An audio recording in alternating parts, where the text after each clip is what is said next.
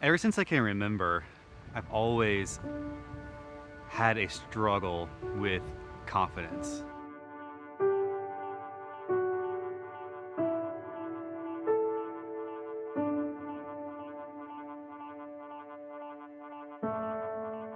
For me, confidence is just being okay with who I am, being okay with my skill level, and knowing that I'm pushing myself and I'm doing my best.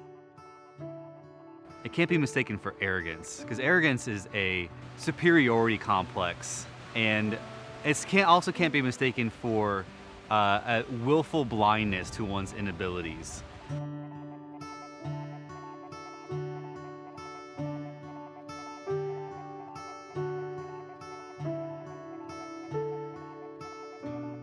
It's really easy to think that if you have a lot of Twitter followers, or you get a lot of followers on Dribble and a lot of likes on Dribble, that you're a good designer, and you get really wrapped up in that. It can be a real hindrance, because you go from like creating something for the joy of creating it to creating something and doing something because you're gonna get applause and you're gonna get a pat on the back.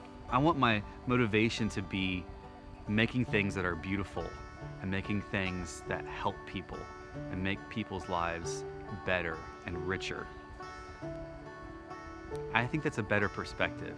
And I think that the legacy that you leave there is going to be bigger than yourself, because it's something that other people can get behind, and that it's something that other people can build on. And to me, that's where the gold is.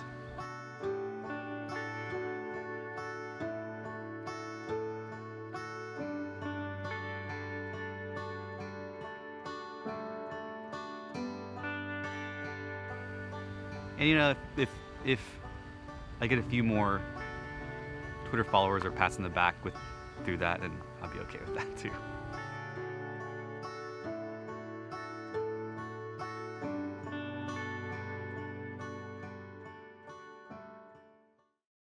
Coming to you from the heart of downtown Greenville, it's the show about thriving in a local economy. You're listening to Fire at Will with your host, Will Stewart. It's episode 4 of the Fire at Will podcast. Welcome to the show. We're in our new studio here at 98 Central. Really excited to share it with you, and excited to have this guy across the table from me, Marco Suarez. Welcome. Thanks for having me. So people know you as a designer, someone who's been involved with a lot of different things, but your latest project, I guess it's the latest one, is Methodical Coffee, which I go to a lot. I've invested in your mortgage or whatever. So Thanks. Helped a little bit. Yeah, threw a couple pennies. That's right. But it's an amazing shop. Anytime anybody comes in and into town, I take them to Methodical, Awesome. or at least tell them, if I don't want to drink coffee with them, I'll just tell them to go by themselves. But thanks. But it's a great shop. But for the people that may not know you personally, introduce yourself. Tell us a little bit about you. Yeah. So grew up in Indiana, in the south side of Indianapolis. Moved down to South Carolina, to Greenville in '99. Designer by trade. Grew up, went to school for graphic design. Did graphic design for a while, and then kind of transitioned into the digital product kind of tech startup world. My name is extremely Spanish, though I don't have a Spanish accent. My dad is from Chile, South America. Oh, wow. And married, got 2 little girls. That's awesome. Yeah. Yeah, I didn't realize you weren't a native. South Carolinian? Yeah, right. Yeah. I guess you've been here long enough to be a native. I've been here longer, I think, than Indiana. So Okay. All right. kind of call this home now. Yeah, that's cool. Yeah, it's a great place to live. Oh, yeah. It's phenomenal. Yeah, and a great place to raise a family, too. And Totally.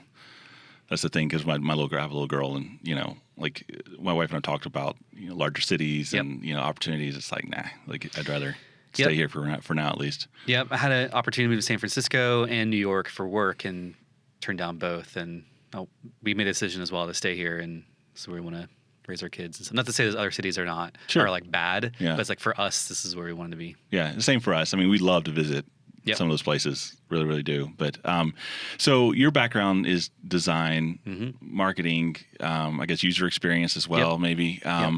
So kind of walk us through a little bit of your journey, because I know you were with MailChimp for a little bit. I forget where you were before that, but you kind of did that route. Tell us a little bit of what you did.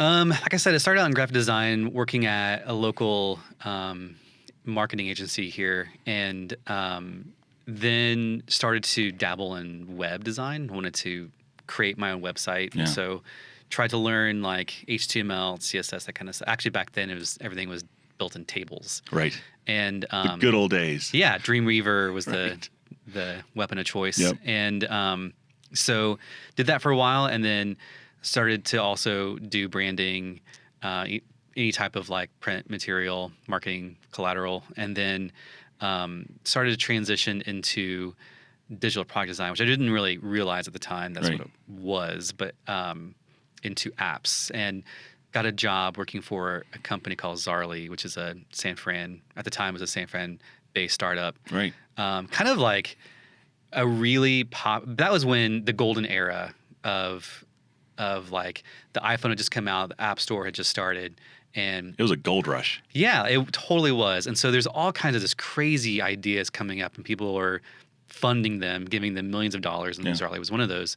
And had a fantastic experience there, and then I was there for a couple years, and transitioned to MailChimp in Atlanta, and after that went to Etsy, and Etsy was kind of the company for me that was like, if I could pick anywhere I wanted to work, it was there, because not only I had an Etsy shop as well, and I was an Etsy user since they started, and their mission really aligned with my personal values. I love the handmade movement, and knowing who made the things that you buy, and what the stories behind those and stuff.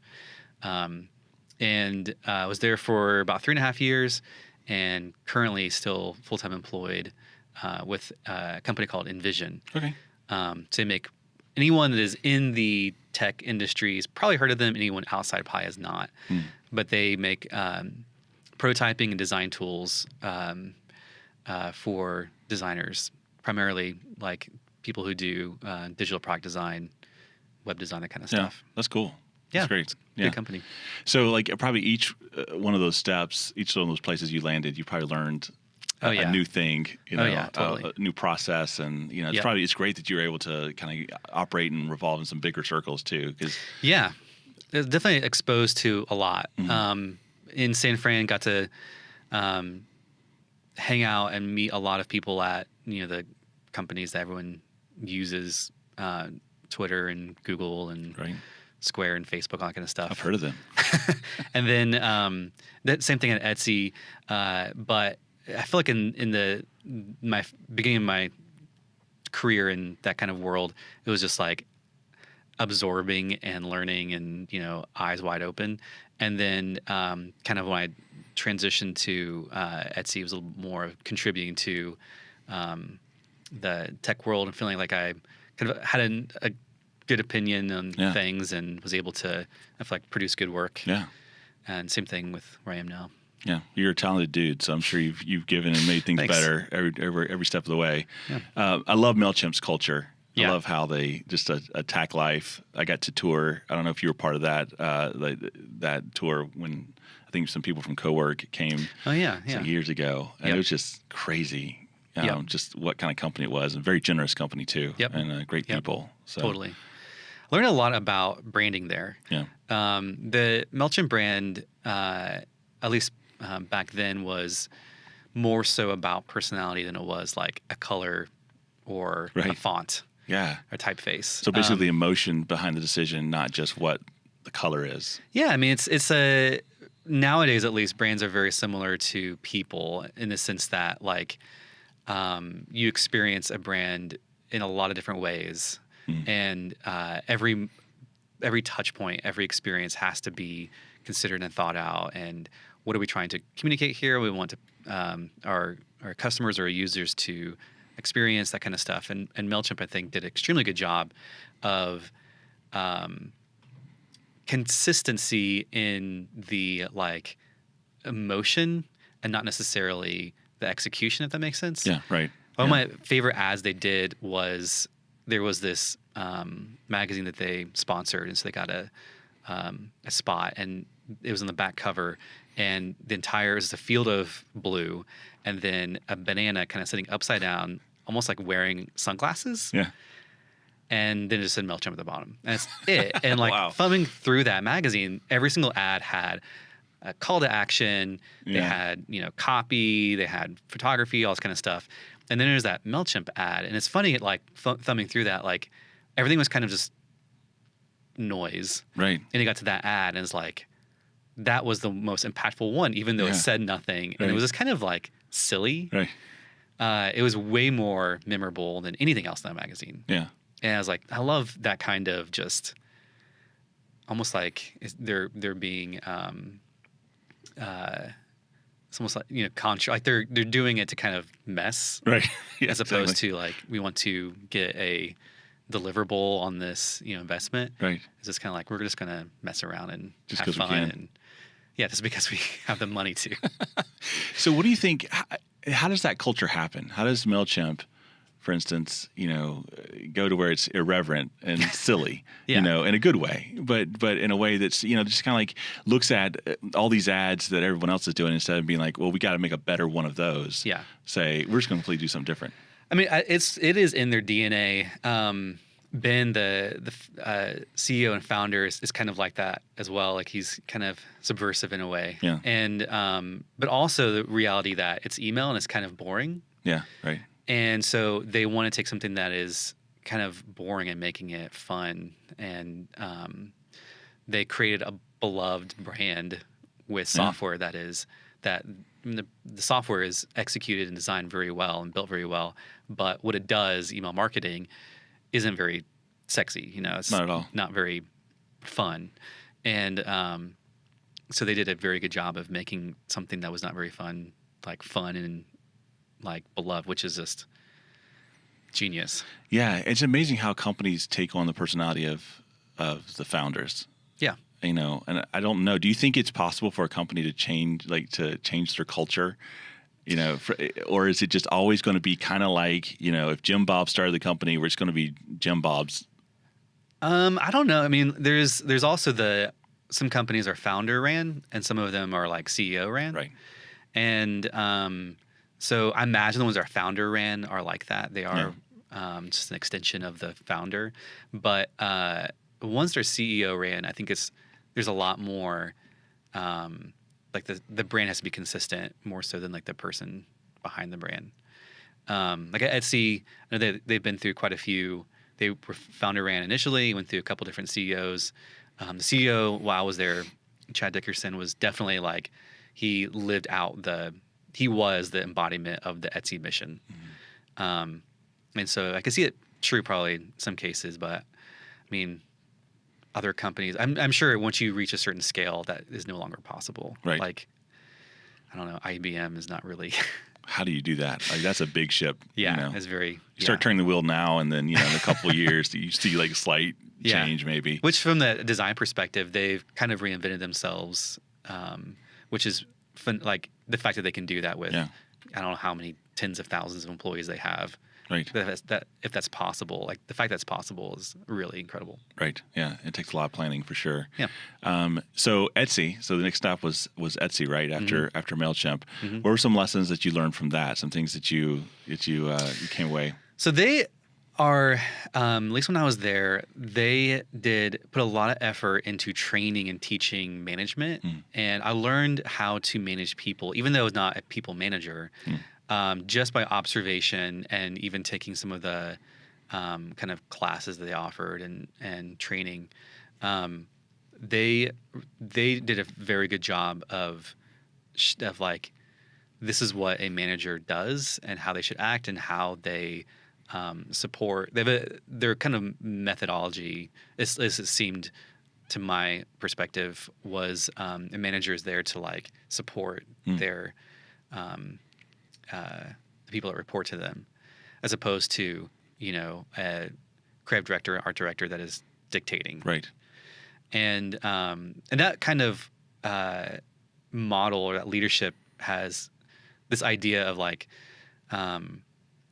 they rely on you as the expert, and so their job is just to help you get, do the best work and get things out of your way, and make sure that you're kind of the work that you're doing is getting the company closer to their vision, Right. and that kind of stuff. So that was a big thing. Also, like how to operate a business successfully that is missional. The company, like the employees very much felt that they were fighting for the user in the Etsy seller, and they were making the world a better place. That's great. How much we actually were, like, I don't know, as a lot of people are critical of Etsy, but at the same time, I know that like the design team at least was very much like advocates for Etsy sellers and buyers, making sure that the things we did were ethical and were smart and benefited. As the CEO Chad would say, it's an upward spiral where like the more we grow and the more profitable we are, then we can invest that money into improving our systems and our services in order to improve the lives, which he kind of contrasted that to a downward spiral of like a Walmart or an Amazon, which is increasing the volume of sales, cutting profits in order to increase your sales, Right. and then kind of passing on that to vendors and manufacturers and getting them to increase their output while decreasing their profit, Right. which is just like kind of a race to the bottom in a way. Yep. And so that he also pointed me to a book by E.F. Schumacher, Small is Beautiful, which is kind of a hard book to read in the sense that it was written by a British gentleman in I think it was the 60s. And just about his experience of like living in India and kind of taking some of the learnings from Buddhism and applying it to society and to manufacturing and to capitalism, basically. Right. It's like, it's a really fascinating book. Yeah. And just kind of the way of like this concept of capitalism isn't necessarily bad. It's just often abused. Yeah.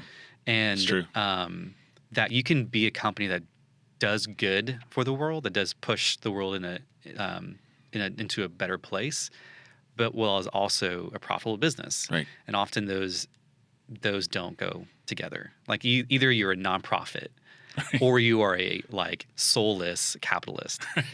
And like, I think people misunderstand. I mean, they think those things are mutually exclusive. right. But like you said, if you're looking after the end user, if you're saying, okay, who's my customer? What are their needs? If you take care of them, they're going to take care of you. Yeah. As a business. Yeah. And there may be shortcuts, I think, where you could just say, well, forget the customer. Yeah. I'm going to do what's best for me. Yep. And that may give like a short-term gain. Yep. But I don't think that's a long-term. I mean, that's like a micro versus macro type view. It's $1 today versus $1 tomorrow. Right. Or $100 tomorrow. Yeah, exactly. And the idea that capitalism is just like an exchange of value for like mutual benefit, and the idea that like this idea of mutual benefit, like we're providing someone a service or a product that will improve their lives, and we are in exchange getting money that meets the like value that it's generating, which is, you have to be an ethical person to, in order to increase your profits, you can, something that is not so beneficial, giving a person a product or service that really isn't that great while charging a lot of money for it. Like that's kind of the unethical way to do it. But like idea of creating a business that is ethical, that pushes the world in a better place and is profitable is kind of the thing that I want to, it's my personal mission. Yeah, it's great. How do you do that? Great question. Do you create like a list? Do you have say, okay, these are my values. These are, and like if it's contrary to my values, that's not what I'm going to do. Yeah. Well, there's this certification that a business can get called B Corp, and Etsy was a B Corp when I was there. I'm not sure if they still are or not, and a lot of companies are. And it's the idea that like you treat your employees, your vendors, and kind of the planet well, and they go through this like process of evaluating your business. And if you meet all the right criteria and get enough points, then you can be a certified B Corp. And Methodical is not yet, but that's one of the things that we want to pursue. Yeah. And it's apparently very difficult to get it. And it's one of those things that it's not necessarily, it may affect your bottom line. Like people may buy your product or service because it's a B Corp, Right. but it's probably very few. So it's something that just has to be like your own personal conviction. Sure. Like Ginny's Ice Cream, if you're familiar with them, they're a certified B Corp. And it's one of those things like they just chose to do. Yeah. It probably helps the employees, right? Like that's it's more like for them versus the customer. Yeah. Yeah. I mean, it's for the vendors that they use. It's for the employees. It's for, the planet, but as a whole in a way. But yeah, I feel like Patagonia, I think, is another good example of a company that is doing a lot of good and is growing in a very future-minded way. They control their growth, and they, as Yvon Chouinard says, they grow strong, not fat, which is, a lot of, if you're growing a company to be acquired, you're growing it to be fat because you want it to be as fast as possible so that you can sell it off and make a ton of money. But that's not necessarily good for the company. And so his approach is growing Patagonia to be strong, to be able to weather whatever happens. But Patagonia is also very profitable, so they're able to do a lot of really kind of progressive things. Like years ago, I was reading his book, Let My People Go Surfing, which is a really good book about Patagonia. And they created a daycare in their office so that the employees could kind of spend more time with their kids. So on a lunch break, go, have lunch with your, toddler and hang out with them. Yeah. And I was like, that's really, it's one of those things that they didn't have to offer. And it was a huge expense. Right. But they believed in the value of their employees' lives and invested in that. And that was, trying to do something good for them. But they could only do that if they were profitable. I can't remember which book it was, but you can't create value if you can't pay the bills. Right. It's like a line that is like it's true. Tattooed in my brain. Yep, that's absolutely true. And Patagonia, I think, is a good example of being profitable, but also not being traditional and defying conventional wisdom. Because if there's ever a company that should never have made it, it's Patagonia. Yeah, totally. Like that was lifetime guarantee on their clothes, right? Stuff like that. Just crazy. There are things that they've done that should have driven them into the ground, but instead it made them a better company. Yeah. And I think those things, those unspoken, unwritten, the beliefs of a company and the founder, it makes a core team of vendors, of employees, and then even customers. I mean, I think it just kind of like trickles down of people that are just like, yes, you may be more expensive. Yep. Yes, it may take 5 more days for me to get my product, but I like you. Yeah. And I believe in you and believe in your mission. Yeah. Like it's a same kind of like subversive mindset where, what was it, on Black Friday, they ran ads of like, don't buy anything. Like just use what you have, repair it. Like we'll repair it for you. Wow. Like stop buying so much. Wow. And their sales went up. It's like, no, guys, I told you. I mean, it's like, I don't know if it's evil genius or what, but like the fact that they did an ad that was like, stop buying so much, and their sales went up is like crazy. It's crazy. Yeah, but I think, and don't you think that businesses are kind of turning more toward that model? I mean, it's not mainstream at all, but just of having, good conditions for people to work in, making sure that, because we spend so much of our time at work, and now that I have a family and a wife and a kid, I mean, you're probably the same thing. I think like, man, that's what matters for me. Totally. Being with my friends, being able to live some, I have to make sure that my life and my work aren't just 2 separate buckets. Yeah. But you have to combine them as much as you can and make sure that you're living while you're working. I don't think there's enough companies that are doing that yet. Like No. it is growing. It's not. But I wish that there were more examples of companies that are successful and a strong business while also having like really strong ethics and trying to do things ethically. Yeah. Which that's kind of I want the business that I own, Methodical, to be one of those that people can point to as an example of that. Yeah. And I hope you do. And I think that's great and I think it is already. I mean, I think it has a good reputation around here. And another thing I would love to see companies do is work on maternity leave. Yeah. That's one thing, like we're so different from Europe in that regard. Yep. And, I've heard so many examples of how they do it in Germany, for instance, and it's just it's backwards here. It's very close-minded and thinking only about the bottom line, thinking only about, we're like, well, you had a baby, congratulations, and mazel tov, here's a week off, see you on Tuesday kind of thing. And it's not good. It's not good at all. Totally agree. At Etsy, they had the most ridiculous parental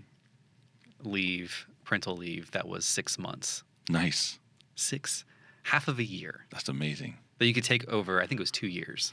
Wow. So if you wanted to take a couple months here, a couple months there, or like every Friday off or something like that, as long as you used it within 2 years, I think it was, which is that's just absolutely unheard of around here.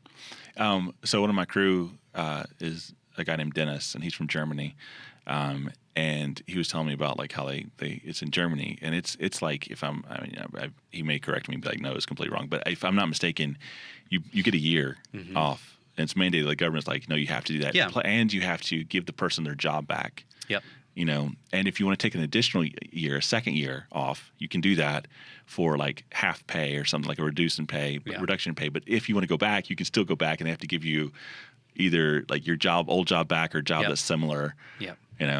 And I don't know about this didn't turn to a political show, but I don't know about how that would work. If the economy would just suddenly die if someone be like, wow, we're going to do this. But it's an interesting exercise to think about. How do we integrate family life and work life together? Yeah, totally. I mean, there are things that the government does to enable companies to be able to do that. Because if your employees all had kids at the same time, you're screwed.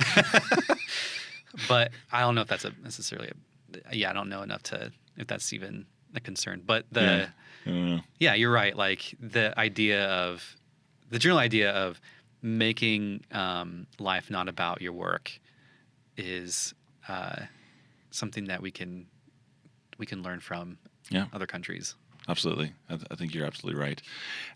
So let's get to Methodical, because that was kind of next on your progression as you went along. And something I forgot to say is we're going to be giving away a bag of Methodical coffee. So you not only do you have a coffee shop, they also roast as well, and the coffee's great. I'm not just saying that because Marco's here. I would truly say that.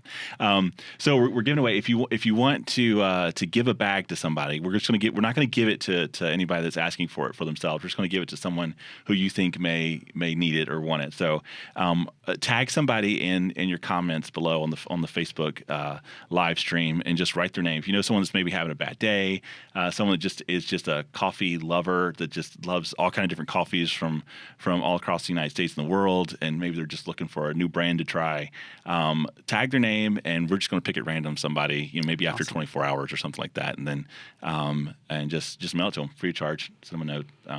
But anyway, so just make sure you write down a few names. That's very cool. If you live with somebody, write down their name. No, don't do that. That's bad. That's terrible. That's cheating. Don't do that. So okay, so Methodical.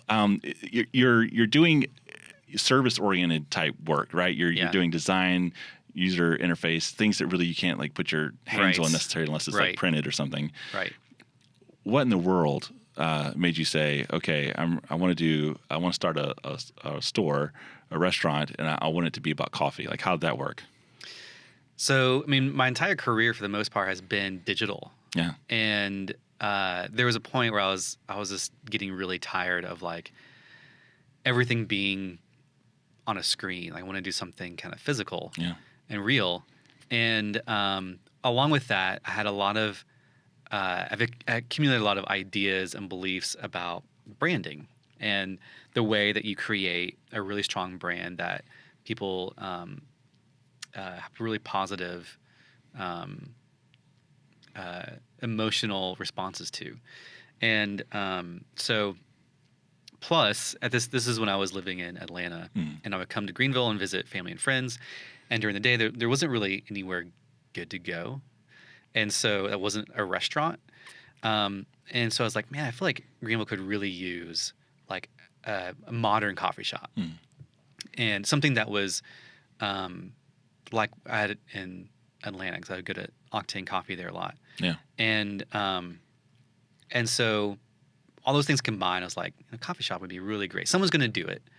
And like, Might as well be you. and exactly. And I want it to be done well. So I think I want to be that person to do it. Yeah. And so I was friends with a guy here, Will Shirts, that a lot of people around here know. Yeah. And I texted him one day. I was like, hey, do you want to open a coffee shop? And apparently he was just walking down Main Street and got it. And he's kind of chuckled and was like, kind of like, whatever. And he replied back, sure. And so then like Famous last words, right? You should never say that. And so anytime I would come to town, we would chat.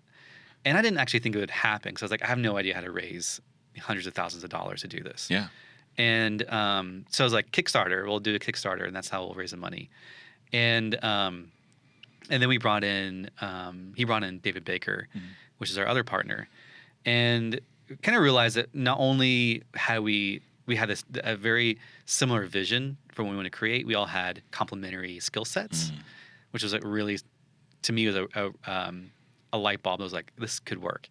And so we didn't do the Kickstarter thing, because Kickstarters notoriously never meet their the money you're trying to raise. Sure. And just with like family, friends, and a very generous landlord, we got Methodical off the ground. And I had an eye twitch for the first like 6 months, and my chest was sore from the stress and anxiety. I'm sure. Also having a full-time job and, a family, Right. trying to get this business off the ground. Yeah. And then it opened, it was killing it. And we're like, oh, like this is slam dunk, fantastic. And then kind of like 6 months into it, realizing like, wow, like this costs a lot of money to operate. And one of the biggest learnings was we created our pricing, and this was kind of me pushing to have tax included into the cost. So coffee drink was $3, and you paid $3. And at the end of the year, we were in the red, and we looked at how much money that was and how much money we like owed in taxes that year, and it was almost like the same amount. So if we had just charged tax, we would not have been in the red, or not as much. Yeah. And so that was like huge learning, and we've been open for like 3.5 years now, and we just started construction on our second location, but at the beginning of 2017, we were also trying to open a second location, and we went to some banks to try and get bank loans, and everyone's like, sorry, this is too high risk. And when we were looking at how our first shop was doing, there was a lot of learnings that we made that improved, like, oh, we need to cut this, we need to change this, we need to get cheaper prices on this, we need to increase the price on that, to try to make the business work. And it took a while to make all of those iterations.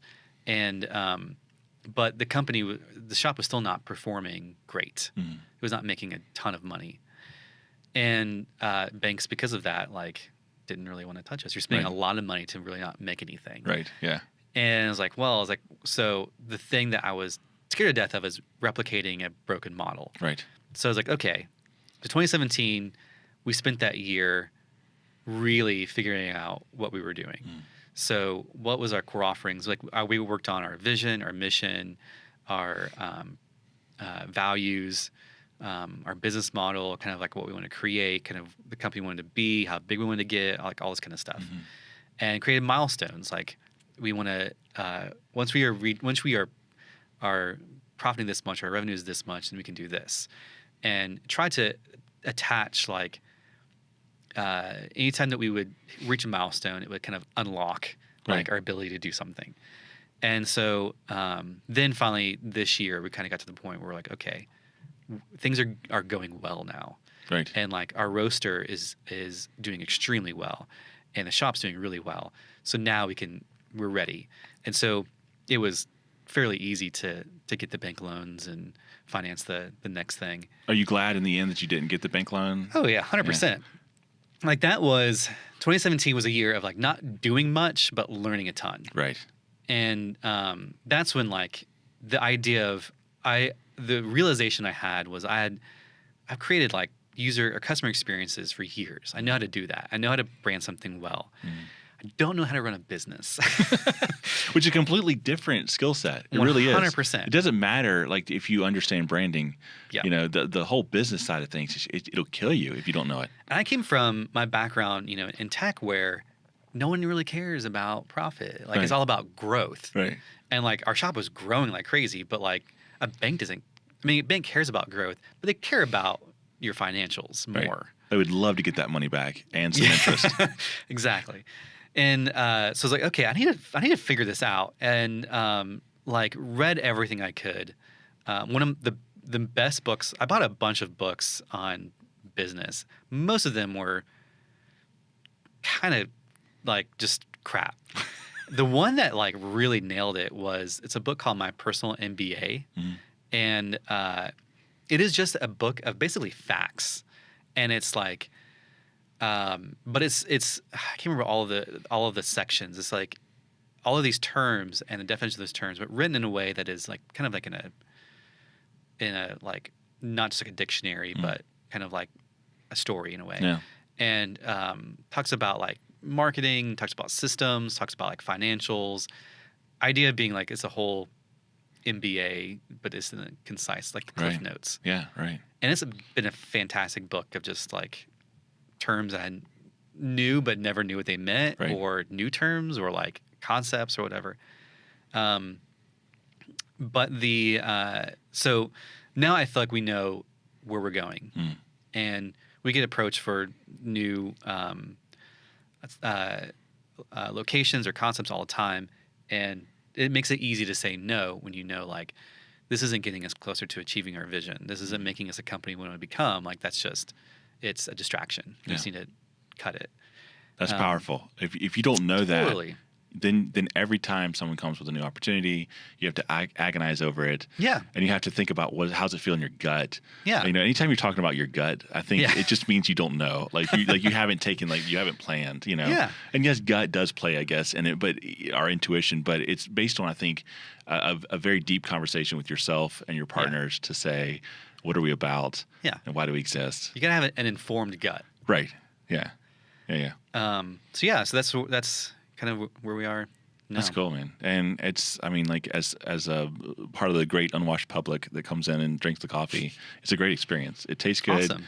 You know, the whole experience from walking into the door to walking out is just a good one. Great. It makes it easy to go in and just, you know, like anytime I ever tell anybody, like, hey, let's just meet at Methodical because it's, you know, right down the way from where we are here. You know, no one's like, well, could we just go over this place? You know, it's just like, okay, you know. So it's really good. Let's talk about the kind of the very beginning, the start of it. I have so many questions for you. Sure. I hope you don't mind this being a 3-hour podcast. Just kidding. No. Having founders, having people that you're in partnership with can be very, very risky. You know, the saying goes, "The only ship that don't sail is a partnership," and it's true. Like I mean, the failure rate is so high when you have a partnership that I think some people either don't figure out how to do a one well, or they just go into a bad one, and you know. So, with all that said, how did you make it work? I know you said you had complementary skills, and maybe that helped. I don't know. Yep. Did you ever come to a point where y'all had a conversation where, like, okay, if there's like a difficult decision needs to be made, you know, it's your decision, you got to make it, or is it like the three of you together? Like, how did that all? As much as you want to feel comfortable sharing. Yeah. I feel like so far I've looked into it like the most ideal partnership. Like the three of us, like I said, we have a shared vision. We have a shared conviction, and so like we have a lot of discussions and even like some borderline arguments, but we always come to consensus. So it's the three of us, I think, for one, value our relationships and know that like. We need all three of us to make this work. And if one of us leaves, then like, I don't know how it's going to work. So because we have those complementary skill sets, like we do have our own expertises that we just rely on. Like I trust your experience and your knowledge and your opinion in this matter. So I'll just like go along with what you say because I value your opinion more than mine. Sure. But also we come to agreement fairly easily. Everything we've done so far has been we have not had anyone that is like, you know, dead set one way and two of us are the other way, and they're writing passive aggressive posts on Facebook. Right. Yeah. Like we come to agreement fairly easily. And that makes me very hesitant to ever get in any other partnership. Yeah. Because I feel like I've kind of nailed it, and then it's not going to happen again, probably. Don't mess with success. Yeah, and don't want to bring in anyone else. Yeah. Like we're very happy with the three of us. We own all of it.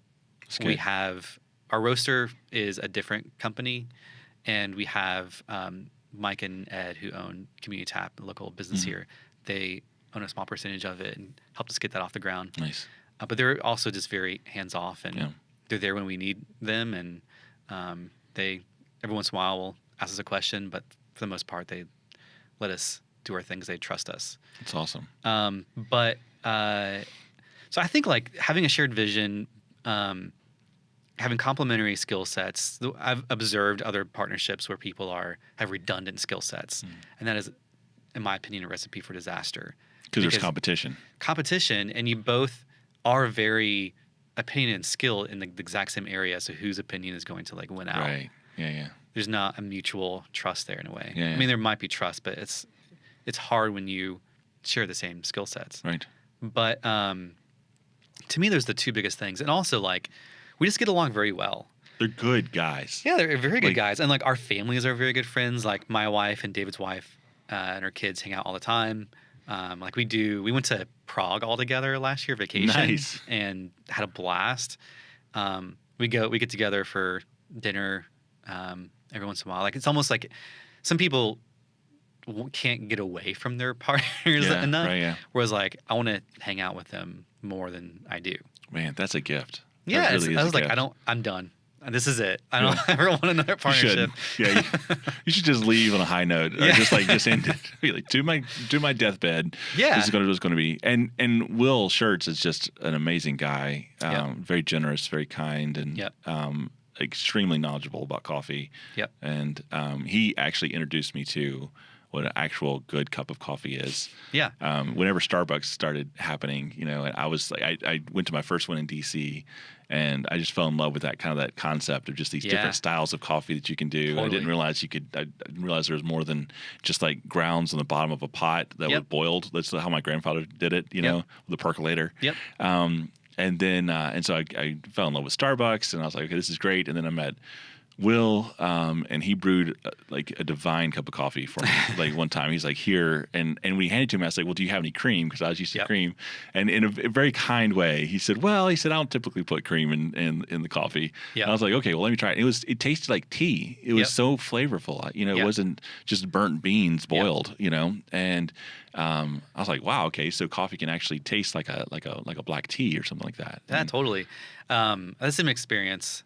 And I met Will whenever he was starting up Vagabond Barista, which was Yeah. his traveling brew bar. Yeah, he went all And- over the world with that, Yeah, right? yeah. And I did the branding for him, and I was like, this. I mean, at the time he was literally a kid, Yeah. and I was like, this kid is like, I mean, I've never met anyone this young who has this much passion and drive. Yeah. And that's also the reason why, like, when I was like, I need to open a coffee shop, there's no one else that like I would want to do it with No. other than Will. And yeah, like he has an incredible charisma, and it's a very genuine person. Yeah. And David's the same way, Yeah. very extremely kind, extremely like generous. Just very good people that you want to emulate as much as possible. Right. And I think finding talented people that are also just good people Yeah. is so important, you know, Yeah. because even like if you don't like somebody, you know, but they have money or they're talented in some way, I mean, Yeah. I still don't think it's going to work. Yeah, you know? totally. It's a marriage gone bad.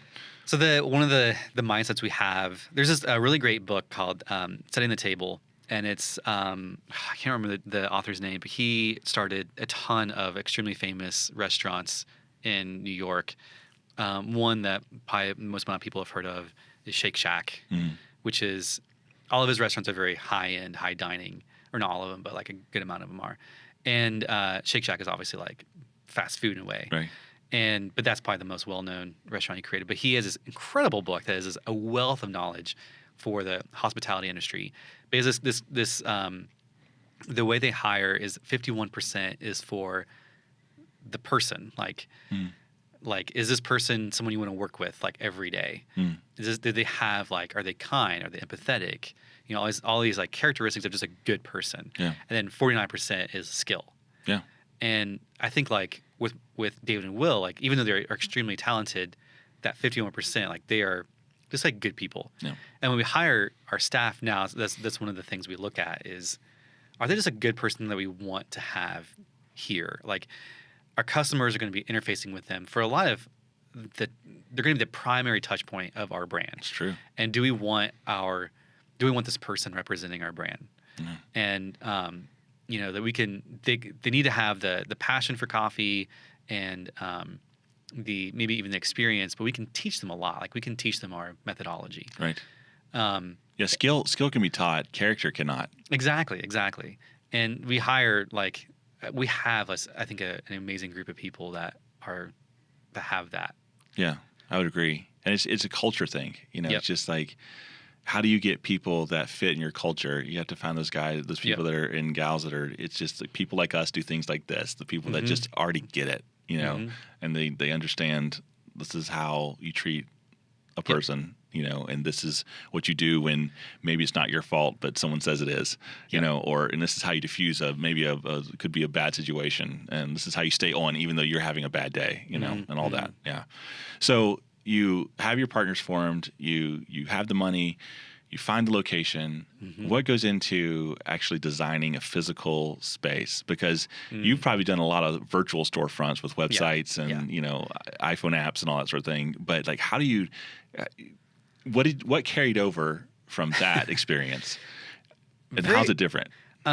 So in one sense, very little, because the internet is like the Wild West where there's very few laws that regulate it. Whereas physical spaces, there are a ton of laws. Right. And especially like what would be considered a restaurant. There are so many laws. I mean, every state is slightly different, but like the rise of your stairs can only be within a certain range. Like for our second location, I'm picking out like the fixtures for our bathrooms, and like the sink has to be so many inches, has to be enough space for like a wheelchair to get underneath it, but the height of the actual sink itself has to be in a certain range. The distance to the faucet has to be a certain, you know, measurement, all this kind of stuff. So there's so many laws that regulate it. At the same time, in design, you want every interaction that a customer has to not just communicate like how something should be used, but something about the company, about the brand. Yeah. Everything to be thorough and thoughtful.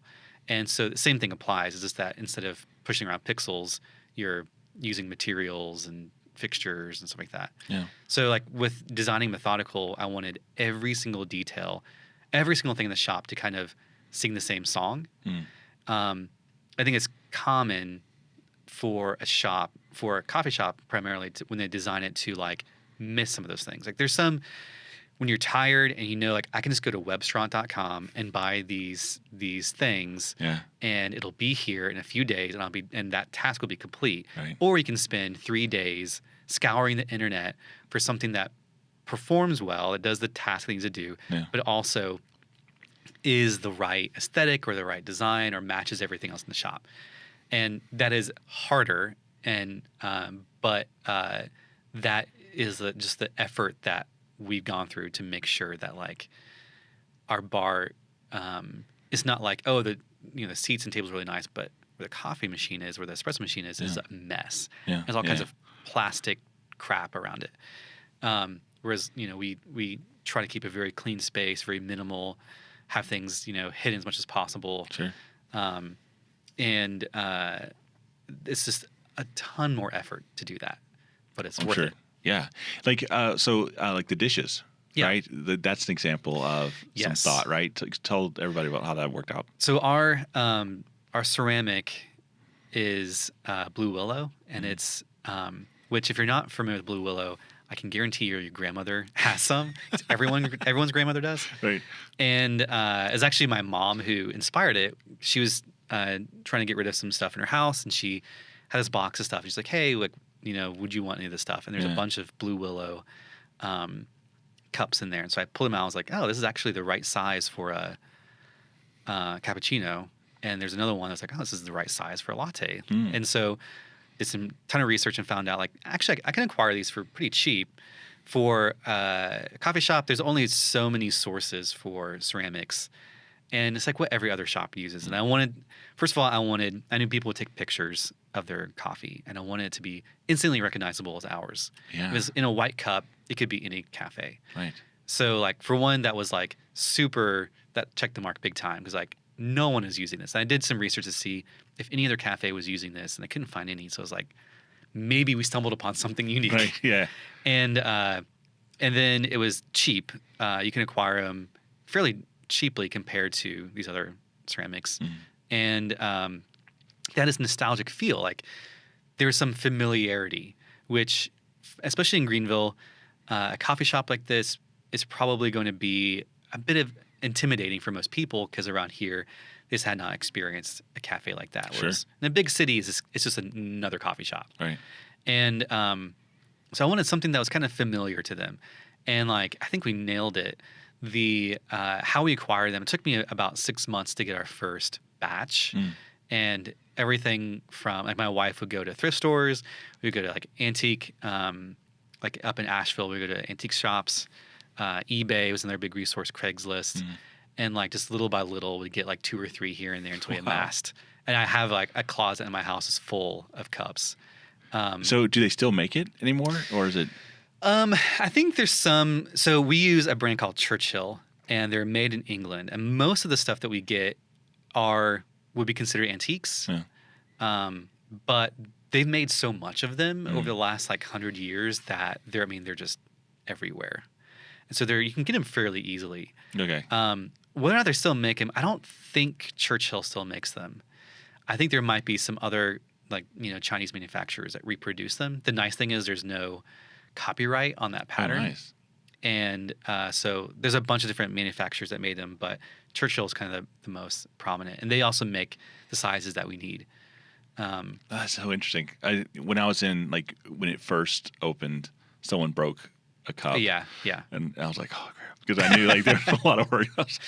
How many shitty Craigslist ads did you have to like swim through to find that one? Yeah, meeting people in a buy low parking lot. Exactly. Yeah. Do you go through a lot of dishes? We do, which is kind of the sad part. Yeah. So they're not made for restaurants. They're made for your house. And you have great tile floors, and then on the top, and then concrete on the bottom floor. Yeah. Right? But these cups are our dishwasher is a commercial dishwasher which washes things ridiculously fast. It's like a 30-second cycle. Are you serious? Yeah, it's phenomenal. I need that at my house. I know, but it washes at like a extremely high temperature, so it sterilizes by like scalding them. And so when you're putting a cup through that dishwasher, I don't know how many dozens of times a day, it breaks down over time and gets more fragile. And so we do break them. But like I said, like with that in mind, I've just like, I continue to just keep an eye out and just continue to, basically collect every single cup in the United States. One day, years from now, you'll be that guy that has like 1,000. They'll make a documentary about you. You'll be like in your old age, you'll be like surrounded by them, be like, nobody can have these. Yep. That's too funny. It's amazing how when you're starting a brand, you have to focus on every detail. Yeah. Like every single detail matters. And that, like the thought about the cup, that's something that, I wouldn't have even thought of, as an end user. You think that the coffee is important, which it is, and that's important. But like when it comes to branding, those little details matter. Yep. And I think that's something that is a great takeaway for people that are maybe listening and watching this is like look at your company and see where those interactions that your customers are having with your product. and figure out how you can change the cups. Yeah. You're always fighting an uphill battle in a way. Like with your staff, if you have a standard of quality, it doesn't matter what group of people you have or where you are, what industry, it will always the kind of like the default will always be to kind of like reduce in quality and lower. And so you always have to work to get people back up to that bar. With a space like this, if you watch a restaurant over 5 or 6 years, it may start out with every single detail thought of. And over time, those things will slip because it's hard work. The last 10% is always just as hard as like the previous 90%. No. And so you're always working to keep things at the standard that you want, because it will inevitably always lessen and go down and reduce. So you always have to fight to keep that. That's like, I've seen it in like every industry and every type of business and every company I've worked at. It's always very difficult to keep that like standard where it is. Yeah, you're absolutely right. How do you fight that? What is it? Is it just a top of mind thing? Is it one day a month I'm going to stop and review? I mean, is it reminding your employees? Yeah, all three. I believe in systems. So it's much easier to manage systems than it is tasks. And also systems do a good job of creating alignment. So starting with like a vision of where you want to go, the mission being how you're going to achieve it, and then whatever like strategies you have or tactics you have, like those have to operate within a system or multiple systems. So those systems, to me, systems don't change. It's the implementation or the execution of the systems that do. So to me, it's like with our baristas, it's like they know what they need to do. Right. And that was like one of the biggest like kind of light bulbs went off, is like you can't hold someone to an expectation if you've not given them that expectation. True. So the systems of like our training, how we do customer service, like every aspect of our shop is part of a system, and that system is created to try to maintain that standard of quality. And then it just kind of takes some effort to remind people of that system and to make sure that they're implementing that system and following it. But it does have to be top of mind. There are so many things that with the temptation to compromise and like change something, or like, I mean, I think another great example is when you're looking at your bottom line, you're looking at every way you can either reduce costs or increase your revenue in order to generate more profit. And when you're looking at ways to reduce your cost, one big thing is our milk. So our milk, we buy our milk. We buy, I don't know how many like gallons we buy a week, but it's a ridiculous amount. Really? And we buy it from a local dairy farm that is like just the best. Southern Oaks is the name of the farm. And I mean, the cows like just graze out in the pasture. Nice. Like it's picturesque. Yeah. And like very well treated. They're Jersey cows, and they're fed, grass. You can taste in the milk what season is, basically what they're feeding on. Wow. And the color changes, throughout the year depending on how green, the grass is, and if they're getting into flowers and stuff like that. But it's such a high price. We could go to Sysco, US Foods, and get a gallon of milk for 50 cents. Yeah. But that's like an area we're just not going to compromise, because first of all, we believe in supporting farms that operate that way, that take care of animals and the earth and all that kind of stuff well. And that produce a better quality for our customers. And you can taste the quality because the fat content carries that flavor. And if you have very lean milk, this is not going to taste very well. It's going to be thin. Right. And so it's like, okay, we're going to pay like an astronomical amount for milk, and that's just the way it's going to be. Right. Because we want to keep that standard of quality. Even though our customers, it's opaque. Like they don't know where this milk comes from. Right. Yeah, exactly. They don't know how it's different from Starbucks or whatever. And you guys don't make a big deal of it. Like I've never heard of this. Yeah. which I think we probably should. I think you should. It is a detail that Note matters. to self. Yeah, it does matter. One of the things of like Ginny's Ice Cream to me is their Ginny herself and their company is just I see them as like what we want to achieve. And they write on their napkins. They're also not very loud about. They've made all these same kinds of convictions. But on their napkins, they write a bunch about their story. That's and cool. and it's very muted and it's kind of like in the background. But if you take a second to read it, you're like, oh wow, like they care. Yeah. And so like maybe that I've also often thought like we need to get some printed napkins and print some of these details on there to kind of let our customers know the amount of work that goes into like keeping that standard of quality high in order to produce the best product possible. Yeah. Yeah, that's cool. That's really good. So you went from just having a coffee shop now to a roaster as well. Yep. Was that just a natural kind of progression of events? It's like, we're going to roast now? Yeah, we always wanted to. That was kind of the point. When it's hard to make money in a cafe because it's such a high cost venture, whereas in a roaster, it's where you can make money. Okay. The scalability of a roaster is super easy because you don't have to increase anything and like no more employees, no more equipment, and you can increase your revenue like crazy. Yeah. And so we always knew that's what we wanted to do. Will was the one that spearheaded all of that, and so we sent him all over the country learning and apprenticing. And the crazy thing is, like, out of the gate, we were producing coffees that were phenomenal. Yeah. Like his ability to, I mean, it's crazy. We have a Dietrich roaster, which is a very common, like, high quality roaster, but it's manual. A lot of roasters are computerized. This one's 100% manual, and so every 30 seconds you're adjusting something, the like temperature or the airflow or something. And in order to follow this graph, this profile for each coffee to ensure that every coffee is roasted, every batch is roasted the same way. Yeah. And like how you would even start to do that, I've got no idea. But that's not the expertise you bring to the partnership. No. But Will figured that out extremely quickly.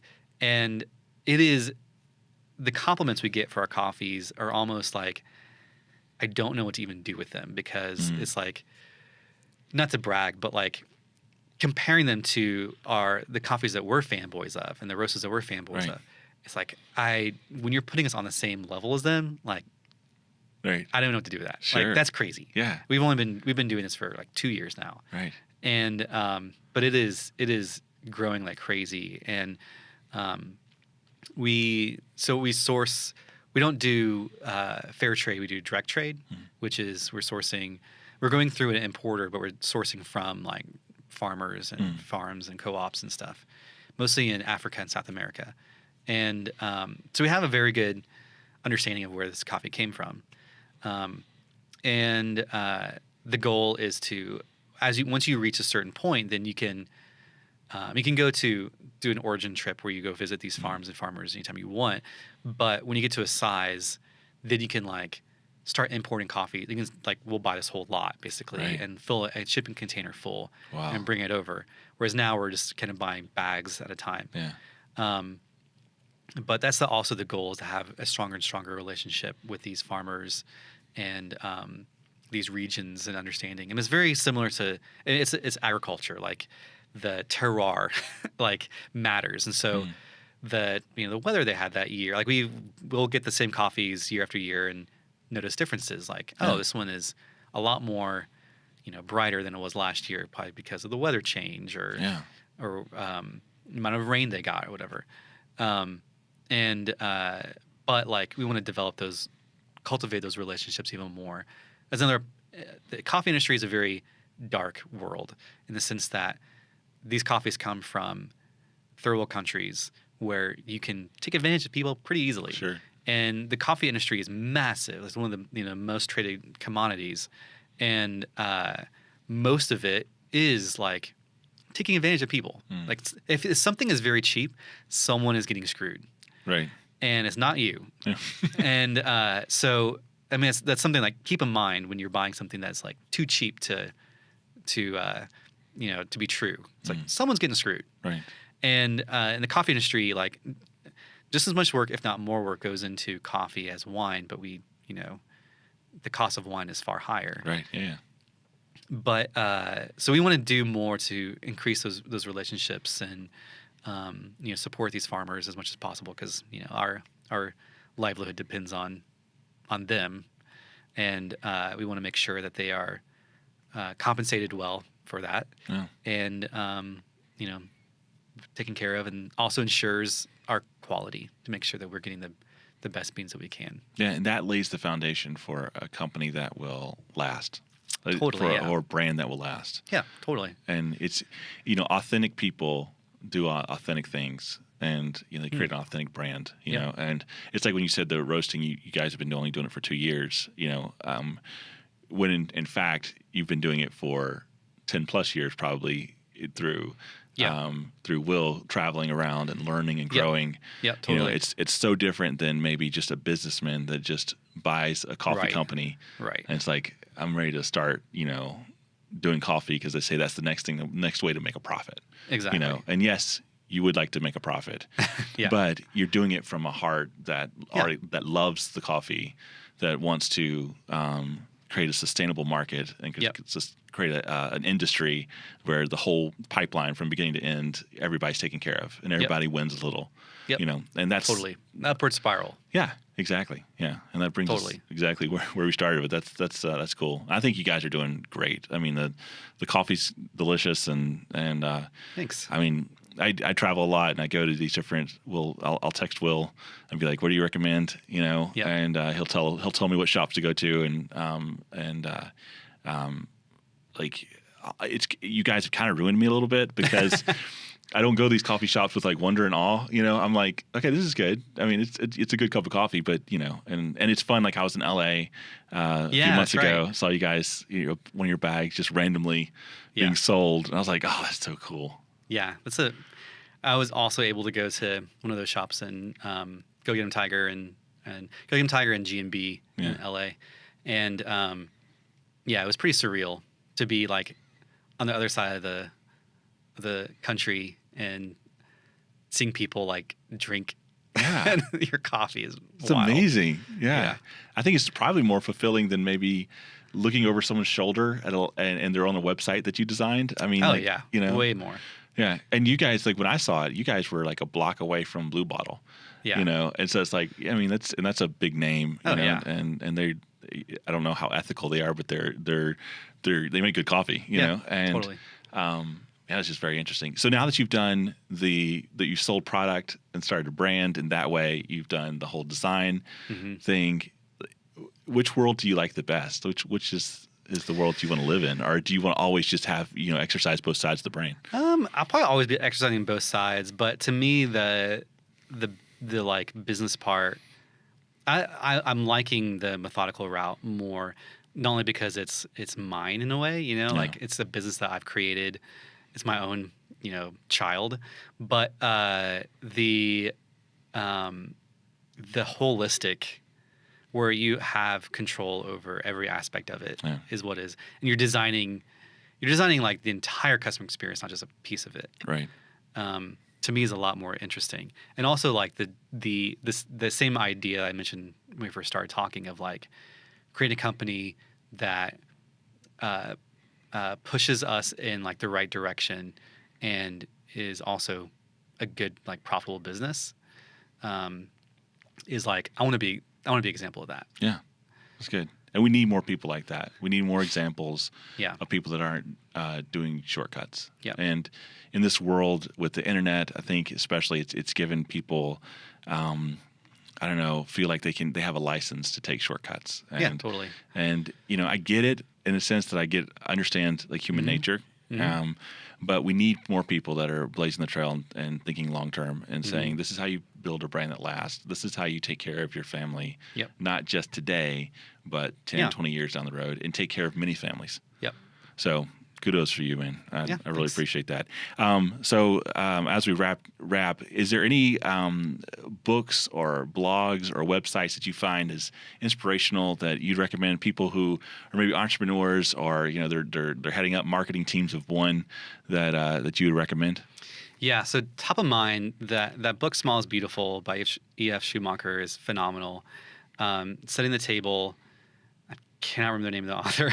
I'm really bad with names. Yeah, that's fine. My personal MBA, and then I'm also reading A Third Plate, and I can't remember his name either. I'll find it. I'll put it in the show notes.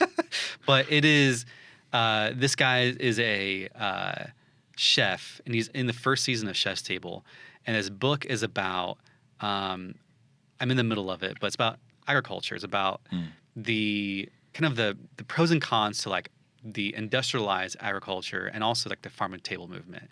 So like both have pros, both have cons. And he's trying to kind of offer this like the next iteration of that. Yeah. And so far it's been fascinating read about the sustainability of like producing like enough food to feed the world, but in a way that is sustainable, because his what he's proposing is that industrialized agriculture is not sustainable. Yeah, it isn't. And neither is the farm to table movement. So it's a really fascinating book, especially if you're interested in anything related to food. Yeah, that is interesting. I'll check that out. He gets real nerdy. Like the first section of the book is on soil, and it just talks about dirt. Wow. And like the composition of like dirt that will produce like that will support healthy plants. But those are probably off the top of my mind the best books that I found, the most interesting ones, especially in this industry. But in business in general, I feel like, especially that Small is Beautiful, I think is a really, really good business book, even though I don't think it was set out to be a business book. Yeah. If that makes sense. Yeah. Okay. That's great. Great list. We'll include those in the show notes as well. So if you're listening on the podcast, scroll down, look at those show notes. If you're on Facebook, we'll add those to fireatwillpodcast.com, as well as any podcast app that you listen to. It'll be on there. Awesome. So where can people find you? Where do you live on the internet? Well, my home address. But my Twitter handle is at Marco Suarez or Suarez. My email address is marco@methodicalcoffee.com. Methodical's Instagram account is just at methodicalcoffee. So any of those places. And anybody that doesn't know where Methodical is, tell everybody where it is. That's something that probably would be nice to know. It is, well, if you're in Greenville, the address is 101 North Main Street. And we are in the back of the One City Plaza in the Bank of America building, which is, I just learned is in a couple of years is no longer going to be the Bank of America building. Really? Yeah, wow. They're moving Oh, out. man. Are they going to call it the Marco Suarez building? We'll see. It's Methodical. We're in talks. And then we're opening a second location at Stones Point. We're teaming up with the Landmark Project, which is another local business that we're good friends with, and we're sharing a space together. And it's going to have kind of a modern general store vibe. They're an outdoor company. Yeah. And so there'll be retail, a cafe. We're going to be serving Ginny's ice cream as well. Oh, cool. When's that going to be up and running? So we just started construction, and we're shooting for an opening in October. Man, that's right around the corner. Yeah. That's awesome. Yeah. Man, I'm excited. Excited for you. Great things. Good. Well, thanks, Marco, for coming on. I really appreciate you taking the time. Yeah. And thanks to everybody for watching and listening. And if you're on the podcast, we do a live stream as often as we can on Facebook. So if you'd like to watch us talk about it, then feel free to go to facebook.com and just search for Fire at Will Podcast. If you've been watching on Facebook Live, thanks so much for doing that. It really means a lot that you take the time. And I can't tell you how much that means to me, and appreciate all the feedback you guys have been sending my way. If you want to be notified about the next time we have a podcast up and running, you can just there's a little bell that you can hit, and it'll send you a little notification. So that's the pitch. And I appreciate everybody watching. Thanks to Marco again, and we'll see you next time. Thanks a lot.